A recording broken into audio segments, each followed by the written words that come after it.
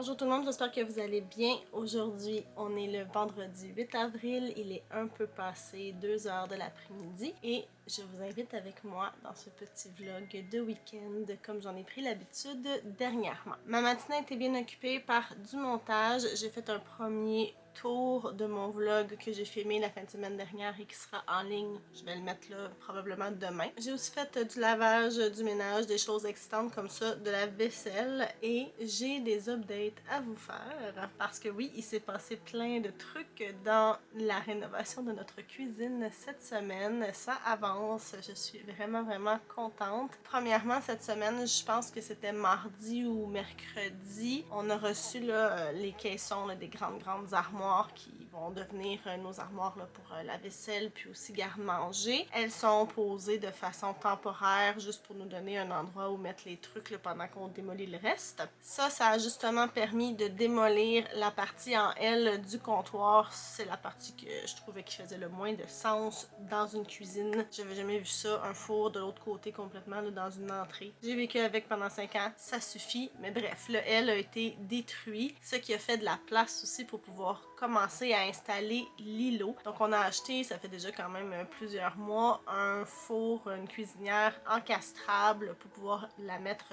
dans l'îlot. Alors là c'est ça en ce moment là, qui est en train de se faire. C'est pas parfait, il y a encore des trucs à changer. Le comptoir a des défauts donc il va falloir qu'il soit remplacé, mais c'est pas grave, ça donne quand même un super beau look, ça donne une idée de ce que ça va avoir l'air quand ça va être terminé. Et déjà le flot pour aller chercher les trucs là, pour cuisiner, déjà le jour et la nuit. Je suis hyper satisfaite pour l'instant, alors ça ne peut qu'aller en s'améliorant, même si le reste de la maison est un bordel total. C'est pas évident, franchement, là, vivre dans des bacs constamment, la vaisselle, le garde-manger éparpillé un petit peu partout, mais bon, hein, il y a pire que ça dans la vie et ça avance, donc ça c'est la bonne nouvelle. Le plan pour la fin de semaine, en fait, il faut que je termine le montage. Je veux aussi poursuivre ma lecture de La Voix des Pierres d'Elisabeth von Arbour que j'ai commencé. Là, je l'ai pas avec moi, mais il me semble que je suis rendue à environ 15% de lu. Ça va bien, j'aime beaucoup ça jusqu'à maintenant, ça me plaît énormément et je suis vraiment contente de pouvoir le lire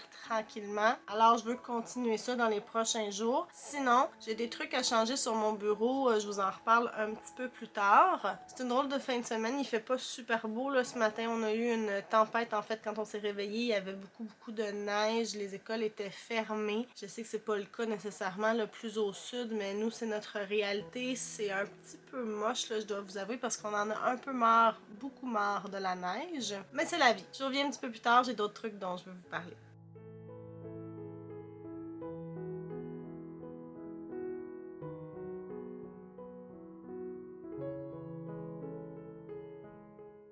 Ok, ça semble marcher. Alors, je me suis acheté un nouveau truc, là, ça s'appelle le Desktop Overhead Shooting Bracket Ring Light Set de Ulanzi. J'ai pris ça sur Amazon. Ça ici, là, vous voyez, là, c'était mon ancien setup pour filmer des vidéos bullet journal ou les trucs de cartes, là, quand on voit que mes mains là, de haut. Mais le problème, c'est que c'est vraiment un setup très ordinaire.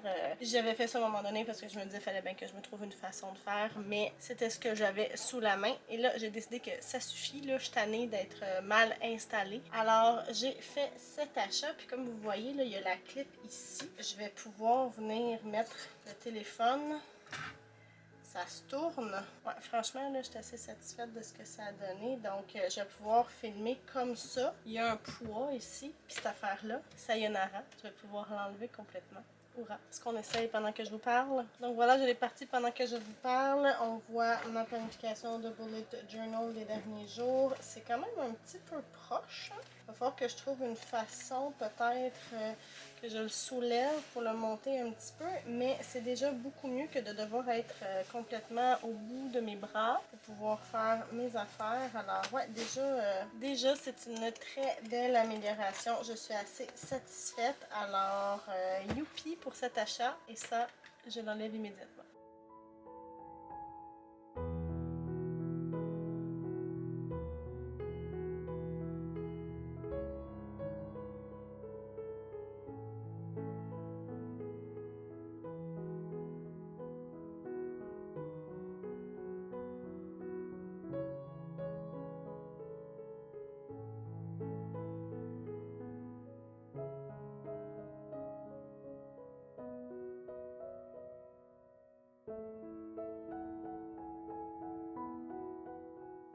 Bon samedi matin, j'espère que vous allez bien. J'ai une surprise pour vous.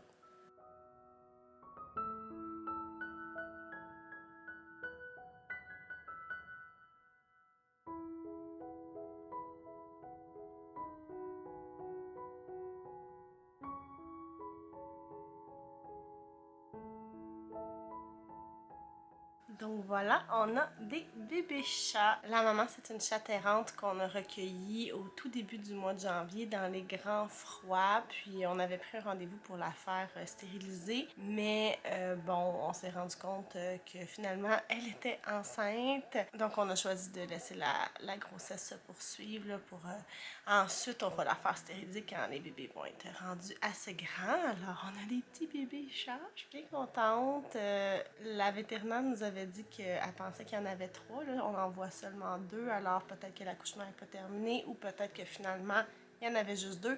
Ou peut-être aussi, tu sais, vu que ça s'est fait pendant la nuit, là, elle a choisi vraiment un raccoin de garde-robe en dessous des t-shirts, je les avais enlevés, mais vraiment très très à l'abri. Ça se pourrait là, que le 3e finalement ait juste pas survécu, puis que bon, les chats, hein, des fois ça mange leur progéniture quand ça fonctionne pas, donc on sait pas, mais pour l'instant les 2 qui sont là ont l'air en pleine forme, donc c'est chouette, c'est chouette. Ce matin, je pense que je vais aller prendre une marche. Il fait pas super beau, c'est encore nuageux à l'extérieur, mais au moins il neige pas, il pleut pas, donc je pense que je vais aller prendre un petit peu d'air, ça va faire du bien. Mais avant, je me suis rendu compte que j'ai oublié de vous parler d'un livre que j'ai lu entre janvier et mars. C'est Les 10 ans de l'amour est dans le pré. Ben oui, j'ai fait ça. Moi, on va pas super bien. J'ai acheté ce livre parce que je dois vous dire que je suis tellement, mais tellement fan de l'amour est dans le pré. C'est ma télé-réalité chouchou. J'adore ça parce que ça fonctionne. Premièrement, il y a tellement de couples qui ont été formés au cours des 10 dernières années avec plein de bébés qui sont nés. Et ce sont des gens comme tout le monde. Tu sais,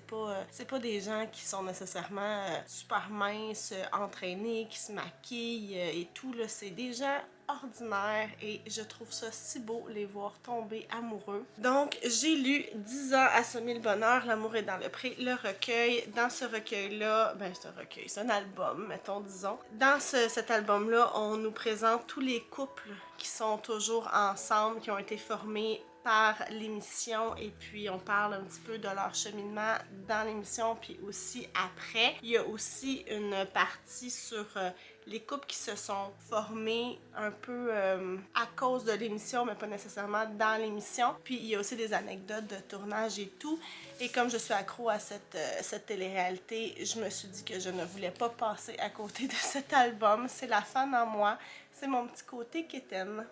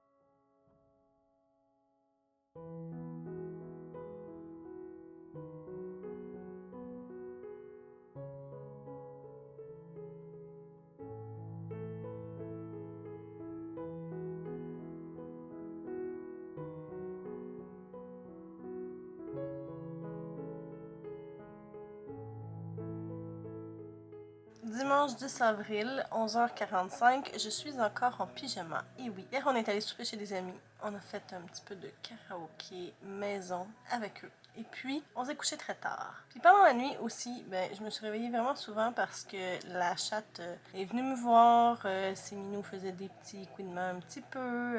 J'ai le sommeil assez léger en général dans la vie, alors c'est ça. Ce matin, j'ai fait la liste de choses à faire dans mon bullet journal, mais il y a beaucoup de choses que j'ai pas vraiment envie de faire aujourd'hui. C'est des trucs que je me dis je vais pouvoir faire cette semaine, là, des trucs un petit peu plus devant l'ordi. Aujourd'hui, j'avais vraiment envie d'une journée relax. J'ai envie de rester en pyjama. J'ai envie de lire.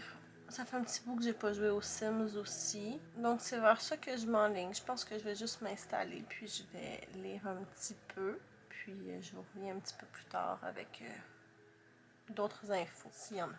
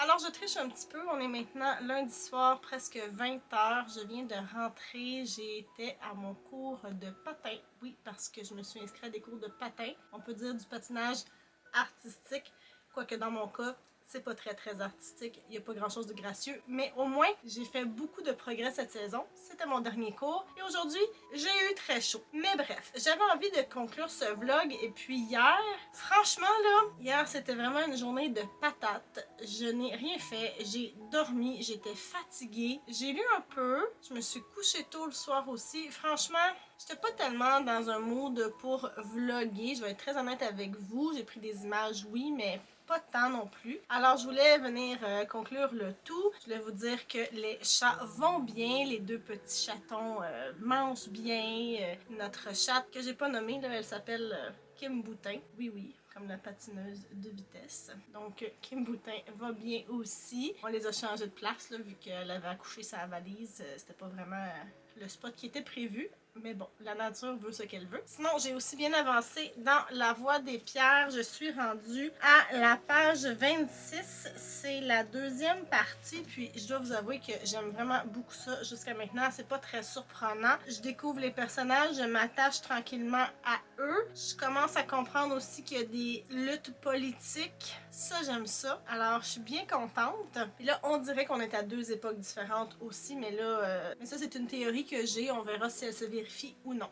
Mais puisque je vous ai pas tant parlé dans ce vlog, j'avais envie de terminer avec une petite discussion que j'avais envie de faire depuis un bon moment. J'avais envie de vous parler de mes tropes préférés, donc de mes clichés. La traduction, c'est en français, c'est cliché, mais c'est plus des trucs qu'on retrouve dans les livres là, et qui me plaisent. Donc, ce qui fait en sorte que quand je commence un livre ou quand je vais lire le 4e de couverture, je me dis « Ah, ça me donne le goût de lire ce livre-là. » C'est une discussion entre deux personnes que j'ai entendues dans un balado qui s'appelle Currently Reading. Je trouvais ça super intéressant d'essayer de réfléchir à ce qui nous allume, ce qui nous fait accrocher avant d'avoir lu un livre, quand on en entend parler ou quand on lit la description. Alors j'ai voulu faire l'exercice, puis j'aimerais, si jamais ça vous tente, après que vous alliez me dire dans les commentaires quels sont vos tropes préférés. Donc, un de mes premiers tropes préférés, c'est un petit village. Quand l'histoire se passe dans une petite ville, dans un petit village, préférablement en Irlande ou en Angleterre, quelque chose de très typique, très cosy. Encore plus s'il y a des personnages originaux, un peu à la Gilmore Girls. Alors là, je suis vendue d'avance. Je donnerais comme exemple, pour illustrer cet exemple-là, le cercle littéraire des amateurs d'épluchures de patates. C'était exactement ça. Aussi, si on parle librairie, bibliothèque, club de lecture, c'est certain que je vais avoir envie de lire le livre. Ça veut pas dire que je vais l'aimer parce que des fois je suis déçue, mais à la base, c'est sûr que ça m'attire à fond. C'est la raison pour laquelle j'ai lu The Midnight Library, qui finalement était complètement autre chose et que j'ai beaucoup aimé, mais il y avait le mot library dedans, je ne pouvais pas passer à côté. J'aime aussi vraiment les narrateurs qui ne sont pas fiables. Je sais que c'est pas le cas de tout le monde, mais moi, j'adore ça. Pas quand c'est un narrateur qui ment, mais quand c'est un narrateur qui a sa propre perspective, donc qui vit les choses à sa façon et qui il est biaisé peut-être un peu, tout est teinté là, de par son expérience, sa vision. Il nous dit pas tout nécessairement. Il nous en manque des bouts pour tout comprendre. Je trouve ça tellement, tellement intéressant. C'était un peu ça qui était dans le prequel de Hunger Games, la balade de l'oiseau chanteur. J'ai vraiment beaucoup aimé ce livre où on suivait le président Snow quand il était plus jeune et c'était tout à fait un cas de narrateur sur qui on peut pas vraiment se fier. J'adore, j'adore, j'adore. Un autre truc qui me fait vraiment triper, c'est les luttes à finir entre le bien et le mal. Je lis beaucoup de fantasy. C'est souvent ce qui est à la base des récits fantastiques, des récits d'aventure. Donc, on a un méchant, puis on a des bons, puis on a vraiment un combat entre les deux pour sauver le monde. J'embarque généralement vraiment facilement là-dedans. C'est sûr que des fois, il y a des questions d'exécution, là, mais ça me donne envie de lire le livre quand je sais qu'il y a ce genre de dichotomie-là là, entre le bien et le mal. S'il y a des enjeux importants à ce point-là, ça me plaît, ça m'attire. Et un des exemples que je pourrais vous donner, là, mais il y en aurait vraiment, vraiment beaucoup parce que ça se retrouve dans énormément de livres quand même, ça serait la série Mistborn.